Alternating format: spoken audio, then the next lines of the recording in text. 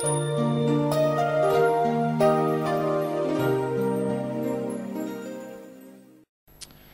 Tuhan, Shalom. Saudara yang kasih Tuhan, maka saya akan masuk kepada apa yang menjadi pesan Tuhan. Saya mulai dengan begini, bahwa ini sudah saya khotbahkan, tapi saya ingin angkat beberapa isu, beberapa poin penting yang saya harus sampaikan kepada kita semua. Bukan sesuatu yang tidak wajar apabila kita ini membutuhkan pertolongan Tuhan. Apakah itu dalam bentuk berkat Tuhan atau pergumulan-pergumulan kita yang lain. Sakit minta disembuhkan, tidak dapat kerjaan, bisa memiliki pekerjaan bermasalah, kita dipulihkan. Itu sesuatu yang sangat wajar. Dan sangat benar apabila saudara dalam pergumulan itu berdoa kepada Tuhan, meminta kepada Tuhan. Amin. Ya. Dan ini juga yang menjadi catatan yang Tuhan berikan pada saya untuk saya sampaikan, saudara.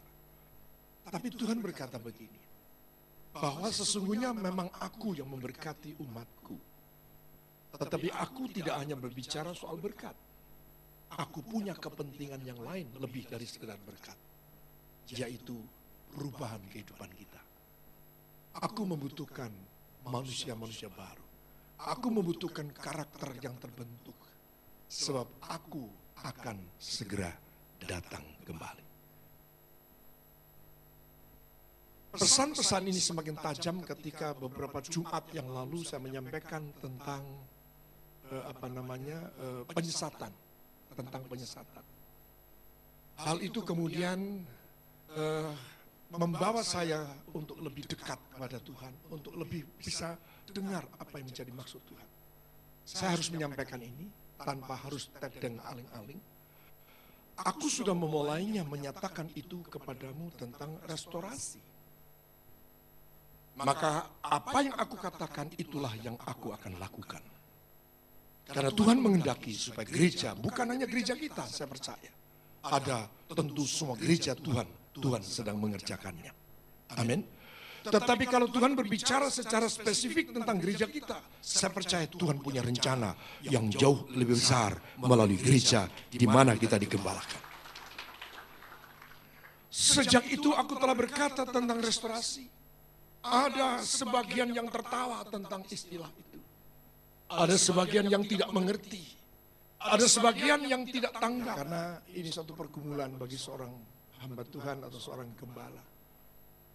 Karena saudara pasti sudah tahu bahwa saya tidak menghendaki, ya, sebagaimana Tuhan juga tidak menghendaki akan seorang pun di antara kita ini akan yang ada yang jatuh. Tapi bukankah 2 minggu yang lalu saya sudah sampaikan tentang bagaimana Tuhan itu akan melakukan pemurnian, menyucikan bahwa pada akhir zaman nanti Daniel 12 ayat 10 akan ada penyucian, pemurnian, dan pengujian. Dari 3 ini, kita bisa lewat dalam Daniel yang sama, pasal 12. Dikatakan di sana bahwa hanya orang-orang yang bijaksana yang akan mampu melewati penampian ini. Yang mengerti katakan amin. Bahkan dengan jelas dikatakan, coba Daniel, ya ini ayat yang ketiga, dan orang-orang bijaksana akan bercahaya seperti cahaya cakrawala, dan yang telah menuntun banyak orang kepada kebenaran seperti bintang tetap untuk selama-lamanya. Hanya orang yang bijaksana yang akan mampu melewati, tolong tayangkan ayat 10-nya, yang akan melewati apa yang disebut dengan penyucian, pemurnian, dan pengujian. Banyak orang akan disucikan dan dimurnikan dan diuji. Tetapi orang-orang fasik akan berlaku fasik. Tidak seorang pun dari antara orang fasik itu akan memahaminya.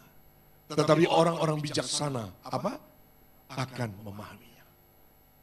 Saya sudah menyampaikan tentang siapa orang yang namanya dicatat dalam kitab kehidupan. Saya sudah menjelaskan tentang siapa yang disebut orang yang bijaksana. Wise man. Ketika bayi Yesus itu lahir, maka datanglah 3 orang Majus Dalam bahasa aslinya disebutkan sebagai wise men. Dari jauh mereka mencari Tuhan. Dari jauh mereka mencari penggenapan firman Allah. Dia tidak peduli jarak, dia tidak peduli waktu. Bahkan mereka bukan hanya ingin confirm bahwa sang juru selamat, bayi sang juru selamat itu telah lahir.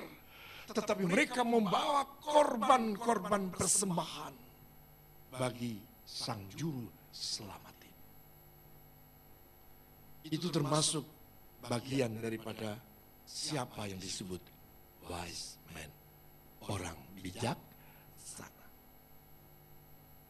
Saya juga sudah pernah menyampaikan bahwa orang yang bijaksana itu adalah orang yang mendengarkan perkataanku dan melakukannya, pelaku firman. Maka ia akan seperti orang yang bijaksana yang membangun rumahnya di atas batu. Dan hujan dan banjir bandang itu akan datang, tetapi rumah itu tetap kokoh berdiri. Tetapi orang bodoh, yaitu mereka yang mendengarkan perkataanku dan tidak melakukannya, ia adalah seorang yang bodoh membangun rumahnya di atas pasir. Dan hujan, banjir bandang datang dan menghanyutkan rumah itu. Dan rusaklah, hebatlah kerusakannya. Saudara yang dikasihi dalam Kristus Yesus Tuhan, saya katakan tadi di depan bahwa siapa sih yang tidak butuh Tuhan, yang tidak membutuhkan pertolongan Tuhan, yang tidak membutuhkan pemulihannya Tuhan. Sakit disembuhkan. Mungkin usaha pekerjaan kita sedang mengalami kolaps. Kita berdoa supaya tangan Tuhan terulur dan memulihkan keadaan kita.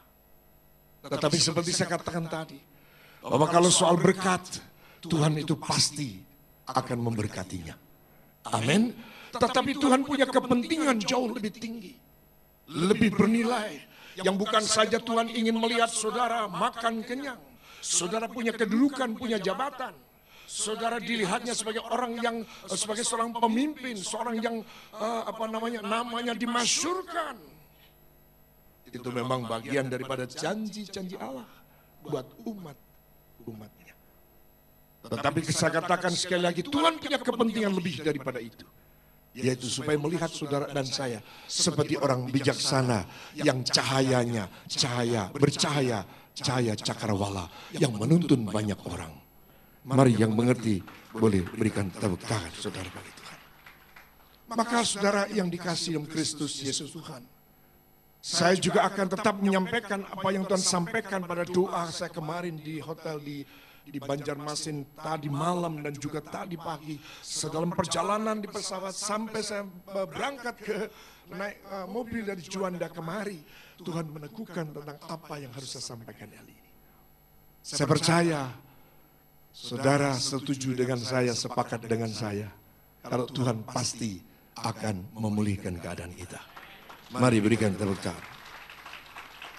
Tetapi dengar baik-baik apa yang sedang Tuhan rasakan, yang Tuhan inginkan, yang Tuhan kehendaki, agar kita benar-benar menjadi orang-orang yang mengerti apa yang harus kita lakukan dalam kehidupan ini. Bukankah saudara dan saya adalah orang-orang yang sudah hidup oleh karena kasih karunia Tuhan? Saudara dan saya beroleh pengampunan dosa dan keselamatan bukan oleh karena perbuatan-perbuatan baik kita, bukan oleh karena kuat dan gagah kita, tetapi saudara dan saya diselamatkan oleh karena kasih karunia Tuhan. Oleh karena saudara dan saya punya iman kepada Dia. Mari berikan tepuk tangan. Haleluya. Maka saya ingin menyampaikan lebih lagi tentang siapa yang sungguh tetap hidup dalam kasih karunia-Nya. Siapa yang sungguh-sungguh memanfaatkannya dengan baik. Kita buka dalam kitab Yudas pasal yang hanya satu pasal memang, yaitu Yudas dari ayat yang ketiga saja. Langsung saya baca ayat ketiga. Yudas pasal 1 ayat 3. Saudara-saudaraku yang kekasih, sementara aku bersungguh-sungguh berusaha menulis kepada kamu tentang keselamatan kita bersama, aku merasa terdorong untuk menulis ini kepada kamu dan menasihati kamu, supaya kamu tetap berjuang mempertahankan iman yang telah disampaikan kepada orang-orang kudus. Saya ulangi ayat ini. Supaya kamu tetap berjuang untuk mempertahankan iman yang telah disampaikan kepada orang-orang kudus. Sebab ternyata ada orang tertentu yang telah masuk menyelundup di tengah-tengah kamu, yaitu orang-orang yang telah lama ditentukan untuk dihukum. Mereka adalah orang-orang yang fasik. Masih ingat tadi ya dalam kitab Daniel, orang fasik tidak memahami, tetapi orang bijaksana memahaminya. Amin. Ya, di situ saya baca, mereka adalah orang-orang yang fasik yang menyalahgunakan kasih karunia Allah kita untuk melampiaskan hawa nafsu mereka dan yang menyangkal satu-satunya penguasa dan Tuhan kita Yesus Kristus. Tetapi sekalipun kamu telah mengetahui semuanya itu dan tidak meragukannya lagi, aku ingin mengingatkan kamu bahwa memang Tuhan menyelamatkan umatnya dari tanah Mesir. Perhatikan ini. Namun sekali lagi, membinasakan mereka yang tidak percaya. Saya sudah sampaikan 2 minggu yang lalu bahwa dari Yohanes pasal 15 ayat pertama sampai 4, akulah pokok anggur yang benar, Bapakkulah pengusahanya, kamu adalah ranting-ranting. Kalau ada ranting yang tidak berbuah, maka ranting itu akan dipotongnya. Saya menyebutkan dalam khotbah saya yang secara utuh bahwa itu adalah proses penyucian kedua kalinya. Akan dialami oleh setiap orang karena Tuhan menghendaki buah, bukan sekedar buah, tapi buahnya lebat. Maka Tuhan membersihkannya. Amin. Saudara yang dikasih Tuhan, di situ dikatakan dan memang Tuhan menyelamatkan umatnya dari tanah Mesir, namun sekali lagi membinasakan mereka yang tidak percaya. Dan bahwa ia menahan malaikat-malaikat yang tidak taat pada batas-batas kekuasaan mereka, tetapi yang meninggalkan tempat kediaman mereka dengan belenggu abadi di dalam dunia kekelaman sampai penghakiman pada hari besar. Sama seperti Sodom dan Gomora dan kota-kota sekitarnya yang dengan cara yang sama melakukan percabulan dan mengejar kepuasan-kepuasan yang tak wajar, telah menanggung siksaan api kekal sebagai peringatan kepada semua orang. Namun demikian orang-orang yang bermimpi-mimpian ini juga mencemarkan tubuh mereka dan menghina kekuasaan Allah, serta menghujat semua yang mulia di surga. Tetapi penghulu malaikat Mikael, ketika dalam suatu perselisihan bertengkar dengan iblis mengenai mayat Musa, tidak berani menghakimi iblis itu dengan kata-kata hujatan, tetapi berkata, kiranya Tuhan menghardik engkau. Akan tetapi mereka menghujat segala sesuatu yang tidak mereka ketahui, dan justru apa yang mereka ketahui dengan nalurinya seperti binatang yang tidak berakal, itulah yang mengakibatkan kebinasaan mereka. Perhatikan ayat 11. Celakalah mereka, karena mereka mengikuti jalan yang ditempuh Kain, dan karena mereka oleh sebab upah menceburkan diri ke dalam kesesatan Biliam, dan mereka binasa karena kedurhakaan seperti Korah. Mereka inilah noda dalam perjamuan kasih-Mu, di mana mereka tidak malu-malu melahap dan hanya mementingkan dirinya sendiri. Mereka bagaikan awan yang tak berair, yang berlalu ditiup angin. Mereka bagaikan pohon-pohon yang dalam musim gugur tidak menghasilkan buah, pohon-pohon yang terbantun dengan akar-akarnya dan yang mati sama sekali. Mereka bagaikan ombak laut yang ganas, yang membuihkan keaiban mereka sendiri. Mereka bagaikan bintang-bintang yang baginya telah tersedia tempat di dunia kekelaman untuk selama-lamanya.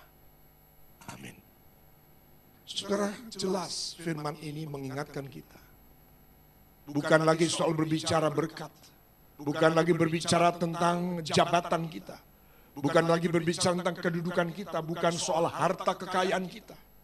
Tapi bagaimana Tuhan sedang memandang keberadaan kita, eksistensi kita. Nilai yang ada di hadapan Tuhan, inilah yang sedang Tuhan ingatkan kepada kita. Amin. Sepertinya ketika kita membaca ini, hal yang lain terabaikan. Seperti perintah-perintah yang sebelumnya kita pernah dengar, sepertinya sedang terabaikan. Apakah itu soal kerajinan kita dalam ibadah, kerajinan kita dalam pelayanan. Adakah kita juga didorong untuk kita selalu tidak jemu-jemu berbuat baik. Bertolong-tolonglah kamu satu dengan yang lain. Sepertinya semua itu terabaikan. Ketika ternyata Tuhan saat ini sedang melakukan penilaian. Adakah saudara dan saya orang-orang yang menyalahgunakan kasih karunia, atau kita memang hidup tetap dalam kasih karunia? Amin. Yang artinya tidak main-main. Saudara yang dikasih Tuhan, saya pernah menggambarkan begini. Bagi Tuhan itu kalau mau mengadakan apa yang dari tidak ada menjadi ada, itu hal yang sepele, cuma jadi. Dari yang tidak ada jadi ada itu gampang. Mungkin itu kebutuhan kita, berkat kebutuhan kita, makan kita, untuk anak sekolah kita dan sebagainya. Pokoknya itu soal berkat. Bagi Tuhan tidak ada yang tidak bisa. Apalagi kalau saudara berpegang Filipi 4 ayat 19. Allahku yang memenuhi segala kebutuhanmu menurut kekayaan dan kemuliaannya di dalam Kristus Yesus Tuhan. Amin. Saudara yang dikasih Tuhan, artinya kita sedang harus mengerti, kita diberatkan pada satu realita. Kalaupun duit banyak, tapi ternyata keberadaan kita, seperti contoh Kain, dia sama-sama ibadah, dia sama-sama memberikan persembahan kepada Tuhan. Tetapi mengapa persembahannya itu ditolak? Ini yang coba perlu kita mengerti kembali. Saya ingin katakan kepada saudara bahwa saudara masuk berjalan pada jalan kebenaran dan kehidupan. Saudara terpilih, nama saudara dicatat dalam kitab kehidupan. Semua itu terjadi oleh karena kasih karunia Allah yang sudah dinyatakan untuk kita. Mari berikan tepuk tangan. Sadari kita sebagai manusia baru adalah orang-orang yang sedang berjalan oleh karena kasih karunia Tuhan semata-mata. Sejak saat itu saudara bekerja, dapat bekerja. Saudara sebagai pebisnis dapat berusaha. Itu juga oleh karena kasih karunia. Apalagi bagi saudara yang bisa mengambil bagian untuk melayani dalam satu ibadah. Itu juga pun adalah kasih karunia. Artinya jangan sampai kita menyalahgunakan kasih karunia. Jangan hal itu dimanfaatkan untuk kepentingan pribadi.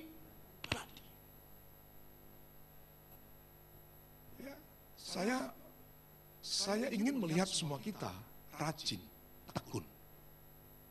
Oleh karena apa? Duh, eman-eman. Saya kan seringkali sampai memberi gambaran begini ya.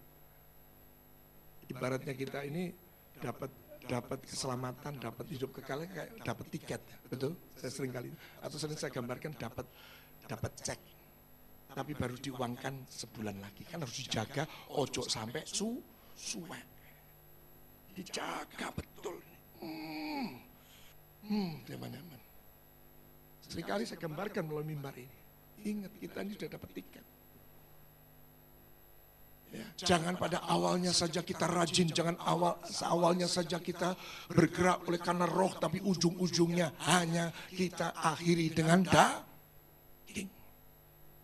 Galatia pasal 4 mencatat demikian. Mengapa kamu yang sudah memulainya dengan roh, kamu akhiri dengan daging? Saya ingin mengajak saudara semuanya, semua pergumulan yang saudara sedang hadapi, termasuk pergumulannya Pak Sudi. Sekalipun saat ini saya belum bisa cerita tentang apa yang sudah saya hadapi selama ini. Tetapi saya ingin katakan kepada saudara, bahwa sesungguhnya Tuhan tidak pernah tidur. Tuhan tahu persis apa yang saudara dan saya sedang alami. Ada saat di mana Tuhan, waktu yang sempurna itu dinyatakan untuk kita. Mari berikan tepuk tanganmu yang paling meriah bagi Tuhan. Kalau hanya saudara kemudian katakan bergumul hanya soal berkat, betapa rendahnya kita nilai iman kita ini iman hanya dipakai untuk mendapat berkat. Padahal iman itu sebenarnya, tolong tayangkan Efesus 2 ayat 8, iman itu harus dipakai sebagaimana yang Tuhan kehendaki. Sampai tadi kita baca, perjuangkan iman itu. Ya, dengan jelas di sana supaya kamu tetap berjuang untuk mempertahankan iman yang telah disampaikan kepada orang-orang kudus. Untuk apa sebenarnya? Iman itu di sini dikatakan sebab oleh karena kasih karunia kamu diselamatkan oleh mosok iman hanya untuk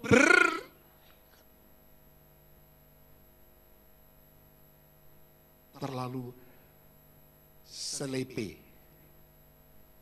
Terlalu sepele. Saudara terlalu berharga di mata Tuhan. Maka jangan sampai saudara terjebak, terjatuh hanya oleh karena mengejar hawa nafsu, kepentingan pribadi. Kebutuhan-kebutuhan lahiriah membuat saudara tersandung di dalamnya. Itu orang-orang yang termasuk menyalahgunakan kasih karunia. Pelayanan dianggap supaya mendapatkan pelayanan, mendapatkan fasilitas. Itu termasuk orang menyalahgunakan kasih karunia. Tanpa kita sadari seringkali saudara kita tidak sadar, kita terpeleset, kita terserongkan. Karena kita merasa bahwa saya mendapatkan kasih karunia Tuhan, saya disebutkan sebagai seorang pendeta, saya disebutkan sebagai seorang gembala sidang, saya merasa bahwa saya bisa memanfaatkan itu untuk kepentingan pribadi.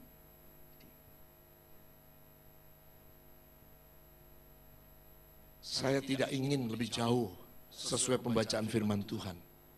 Kalau toh kita katakan pernah menyalahgunakan kasih karunia, biarlah sebelum khotbah ini selesai, kita diam-diam sudah berkata kepada Tuhan, aku itu Tuhan, aku bertobat. Amin. Tuhan sangat senang. Tuhan itu menerima jamuan makan yang paling sedap ketika mendengar umatnya bertobat. Itu yang diharapkan oleh Tuhan kita, Yesus Kristus. Yang menjadi dupa yang paling harum di hadapan Tuhan itu adalah pertobatan. Bukan persembahan. Saudara yang dikasih Tuhan, maksud saya ingin segera untuk kita menyadari ini. Supaya tidak diteruskan kita akan disebut sebagai orang fasik yang ditetapkan Tuhan untuk dihukum. Saya baca ayat itu dikatakan, ayat 4, sebab ternyata ada orang tertentu yang telah masuk menyelusup di tengah-tengah kamu, yaitu orang-orang yang telah lama ditentukan untuk dihukum. Mereka adalah orang-orang yang fasik, yang menyalahgunakan kasih karunia Allah untuk melampiaskan hawa nafsu mereka. Saudara yang dikasih sama Kristus Yesus Tuhan. Dan ketika tadi malam saya berbincang-bincang sharing tentang khotbah minggu sebelumnya, ya, saya biasakan pada jemaat di Banjarmasin, ya kita begini harus tanya jawab, diskusi, dapat apa dari firman itu. Termasuk firman yang tadi malam saya sampaikan apa, oh ada yang tanya, oh ini pak, wah rame, tanya rame. Ya, dan akhirnya saya juga katakan bahwa saya percaya perjuangan kalian untuk ibadah kepada Tuhan tidak akan pernah sia-sia, apalagi pelayanan sekalian semua. Dan kita tidak akan terus seperti ini. Lalu ada yang tanya, karena saya ngomong begitu langsung ada yang nyerot. Pak, ini sudah 4 bulan kita berjalan. Adakah kita akan terus begini, Pak? Tidakkah Bapak akan segera menunjuk siapa yang akan menggembalakan kita? Saya tidak perlu tanya Pak siapa, pokoknya saya tunduk pada otoritasnya Pak Sudi. Si A ditempatkan di sini, kami siap Pak. Saya katakan bahwa lebih cepat ada itu lebih baik. Tapi masalahnya saya tidak mau mendahului Tuhan. Saya akan tunggu sampai kapan Tuhan ngomong. Saya akan lakukan itu. Tetapi saya ingin katakan pada saudara juga, barangkali saja ada di antara jemaat ini yang kemudian ditetapkan untuk saudara dikirim ke Banjarmasin untuk jadi gembala. Tepuk tangan. Jadi engkau tidak perlu pulang ke Papua. Ya. Saya sengaja kirim beberapa orang yang varian macam-macam dan sampai Tuhan tuh saya doakan terus orang-orang yang dijadwal ke sana. Tuhan, mana Tuhan dari antara orang yang dikirim? Tuhan pilihin, Tuhan pilihin. Ya saya tadi malam ngomong sampai malam ini aku belum dapat nama itu. Saya sebenarnya lebih senang, saya katakan, saya lebih senang sebenarnya kalau ada di antara kalian yang kemudian tumbuh dan diurapi Tuhan untuk jadi gembala. Saya lebih senang orang lokal. Amin. Karena orang lokal tahu persis bagaimana caranya membuat sate Banjar dan soto Banjar. Ya, saya katakan, saya lebih senang kalau ada di antara kalian yang tumbuh tahu-tahu metosol, tahu-tahu metosol, gitu. Wah ini. Tapi satu hal sekali lagi saya katakan, jangan sampai ketika kita diangkat Tuhan kita tidak sadar bahwa kita ini sebenarnya orang yang paling tidak layak. Kita ini orang buangan. Kalau sementara saat ini saudara ada duduk di dalam rumah Tuhan ini, sekali lagi itu semua terjadi hanya oleh karena kasih karunia Tuhan. Maka jangan saudara menyalahgunakan, jangan saudara kemudian mengabaikan, lakukan tugas saudara. Jangan sampai seperti Beliam yang dipakai Tuhan luar biasa, tetapi kemudian menyalahgunakan hanya karena soal upah, soal cien, soal duit, menyalahgunakan untuk kepentingan pribadi. Sama dengan Judas Iskariot itu. Kalau kita hidup bertahan dan mengerti kita ada hidup dalam perjalanan pada jalan kasih karunia, dalam perlindungan kasih karunia Tuhan, dalam kehidupan kasih karunia Tuhan, saya percaya kita ini tidak akan begitu gampang untuk menyimpang jalan. Amin. Ini yang coba untuk sungguh-sungguh perlu untuk kita renungkan.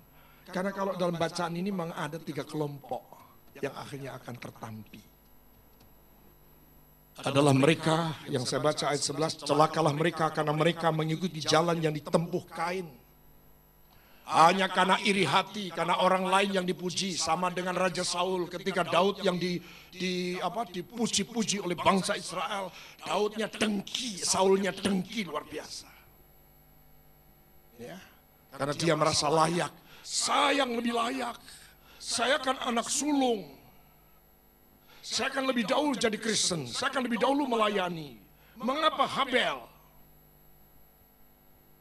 Cara berpikir, cara hidup seperti inilah yang mencelakakan kita.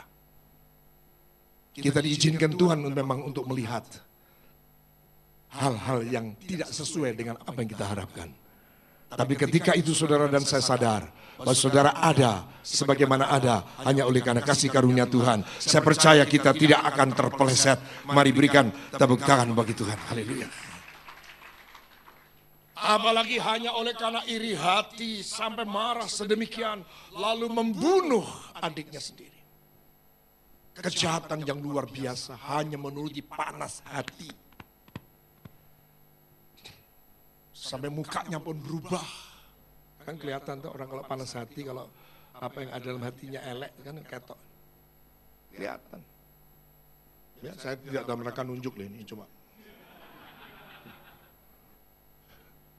Dan saja Tuhan yang memperlakukan si A, si B menurut pandangan saudara adalah saudara yang paling layak, yang paling mungkin, yang paling patut. Jangankan Tuhan di hadapan Tuhan. Kita seringkali terjebak oleh karena mungkin seorang pimpinan yang lebih memanjakan si A daripada si B. Bisa sangat mungkin menimbulkan iri hati. Ujungnya dengki. Panas hati, dengki. Dan akhirnya kita tahu, akhirnya Habel itu mati di tangan kakaknya sendiri. Dan ternyata spirit Kain itu sampai hari ini. Spirit Kain sampai hari ini mengejawantah dalam seluruh aspek kehidupan.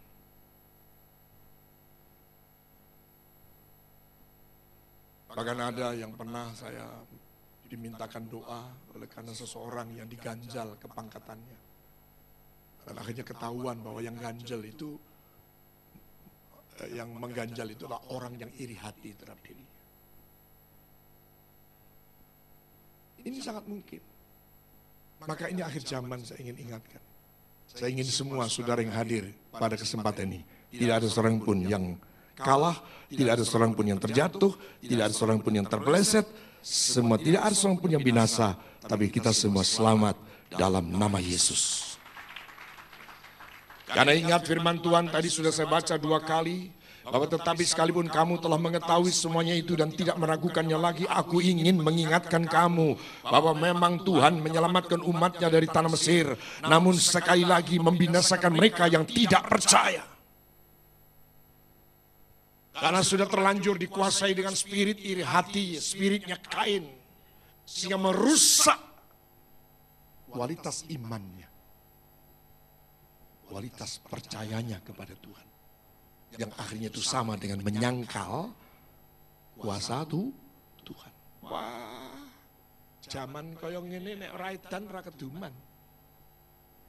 Iki zaman edan kok. Dadi melu ngedan kabeh. Ya biarkan saja yang di luar sana mau ngedan. Tapi penting saudara, dalam bait Tuhan ini tidak ada yang mau melakukan itu. Mari tepuk tanganmu untuk Tuhan. Haleluya. Jadi ini hal yang coba perlu untuk renungkan. Dan seperti dikatakan sesuai dengan Daniel 12 ayat 10 tadi, bahwa akan banyak orang yang akan mengalami penyucian, dan banyak orang akan disucikan, dimurnikan, dan diuji. Tidak ada seorang pun yang bisa lewat daripada alur ini. Pasti semua. Apalagi kalau Matius 7 ayat 13 dan 14 itu kita baca dengan lebih sungguh-sungguh, itu akan mendorong saudara untuk berjuang mempertahankan iman. Karena di sana dikatakan masuklah melalui pintu yang sesak itu, karena lebarlah pintu dan luaslah jalan yang menuju kepada kebinasaan, dan banyak orang yang masuk melaluinya. Karena sesaklah pintu dan sempitlah jalan yang menuju kepada apa? Kehidupan. Jadi perlu berjuang, dan sedikit orang yang mendapatinya.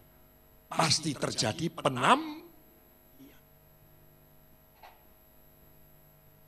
Saudara yang dikasihi dalam Kristus Yesus Tuhan, ini yang coba untuk kita perlu renungkan. Karena Tuhan tidak mau ada noda dalam perjamuan kasih. Di situ dikatakan dengan sangat jelas, kalau masih ada itu menjadi noda. Ayat 12 dari Yudas itu, mereka inilah noda dalam perjamuan kasih-Mu, di mana mereka tidak malu-malu melahap dan hanya mementingkan dirinya sendiri. Dari 3 kelompok ini, spirit Kain, kedua spirit Beliam, rakus, tamak, dan semua akan ujung-ujungnya orientasinya hanya untuk kepentingan pribadi, bukan hanya berbicara tentang mengumpulkan duit, tapi dalam mencari nama. Pelayanan bukan untuk nama Tuhan dimasyhurkan, tapi pelayanan nama sendirinya yang dimasukkan. Ya, ini sangat mungkin karena ini spirit, ini roh. Ya, jadi roh, spirit Kain, spirit Beliam. Sampai mereka tidak mau, tidak kompromi atau tidak mau mengakui kesalahan, tidak menekat menjadi saksi dusta dan sebagainya, demi upah.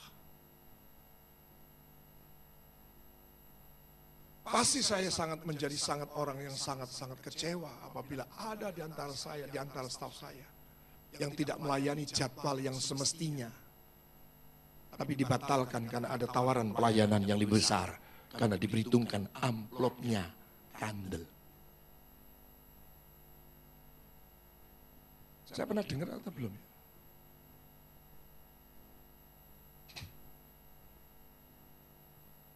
Jadi sampai membatalkan pelayanan yang ada untuk pelayanan yang ini. Atau kalau pelayanannya kelompok begini, kamu aja pergi. Tapi kalau pelayanannya ini, wes ojo melok-melok kamu, aku aja yang layani. Ini spirit Beliam. Ujung-ujungnya adalah kepentingan pribadi. Setelah yang dikasih Tuhan, Tuhan menyampaikan firman, kita dengar firman Allah ini karena Tuhan sangat mengasihi kita. Karena Tuhan tidak mau seorang pun di antara kita terjebak oleh 3 spirit ini. Yang setuju dengan saya katakan amin dan berikan tepuk tangan bagi Tuhan. Haleluya. Dan spirit yang ketiga, saudaraku, yaitu spirit kedurhakaan Korah. Wah, ketok iya. Bahkan kalau ketemu pimpinannya itu, siap. Wah, iya, sampai ceblok. Tapi begitu pimpinannya hilang, wong isane perintah tok ae. Rekedek. Spirit pemberontakan, spirit pengkhianatan. Tuhan memang menghendaki supaya kita tunduk hormat 100% kepada Tuhan. Tapi Tuhan sisi yang lain juga mengajar, bagaimana kamu bisa taat kepadaku yang tidak kelihatan kalau kamu tidak taat kepada pemimpin yang kelihatan. Amin. Ini ya saudara yang menyesatkan. Ini yang membuat itu dikatakan sebagai noda dalam perjamuan kasihmu. Ini bukan kata Pak Sudi. Ini kata firman. Wah, kalau di depan saya, waduh, kalau bisa digendong. Mari digendong rotok dur, diceblok.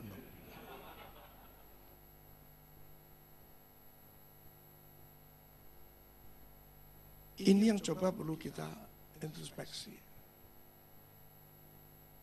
Bahkan ada pernyataan, jangan sampai saudara itu takut pada manusia, tapi tidak takut kepada Tuhan. Amin. Kenapa? Dengan hati syirik di depan orangnya, apa namanya? Soja. Iya, soja.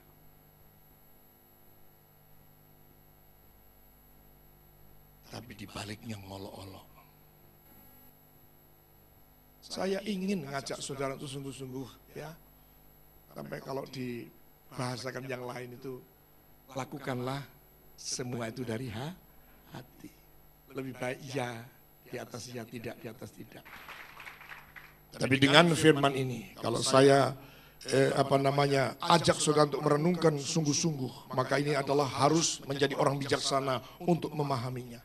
Jangan berkata, duh ini mestinya suamiku nih harus ikut ibadah, ini doa puasa, dengarkan firman. Tidak, ini firman untuk saudara dan untuk saya. Mari yang setuju berikan tepuk tangan. Haleluya. Karena saya baca, saya akan tutup saja ayat 13-nya, saya tutup. Mereka bagaikan ombak laut yang ganas, yang membuihkan keaiban mereka sendiri. Mereka bagian bintang-bintang yang baginya telah tersedia tempat di dunia kekelaman untuk selama-lamanya. Artinya saudara, kalau kita tidak segera bertobat, maka pilihan itu jatuh pada kita sendiri. Kita sendiri yang membuat kita ada dalam kengerian dan kengerian yang kekal. Ya, bukan oleh karena yang lain. Juga tentang mereka Henoh, keturunan ketujuh dari Adam, telah bernubuat katanya, sesungguhnya Tuhan datang dengan beribu-ribu orang kudusnya, hendak menghakimi semua orang dan menjauhkan hukuman atas orang-orang fasik, karena semua perbuatan fasik yang mereka lakukan dan karena semua kata-kata nista yang diucapkan orang-orang berdosa yang fasik itu terhadap Tuhan. Saya semakin merasakan bahwa Tuhan hari-hari ini tidak akan lagi kompromi. Tuhan akan sungguh-sungguh menyatakan otoritasnya. Amin. Sekali lagi Tuhan sangat senang dan itu menjadi persembahan yang harum dari hadapan Tuhan kalau mendapati umatnya itu bertobat. Itu yang Tuhan tunggu. Mereka itu adalah orang-orang yang menggerutu dan mengeluh tentang nasibnya. Ya apa ya? Jadi Kristen kok tambah kayak gini? Sejak aku jadi Kristen gak tambah genah, tambah gak genah.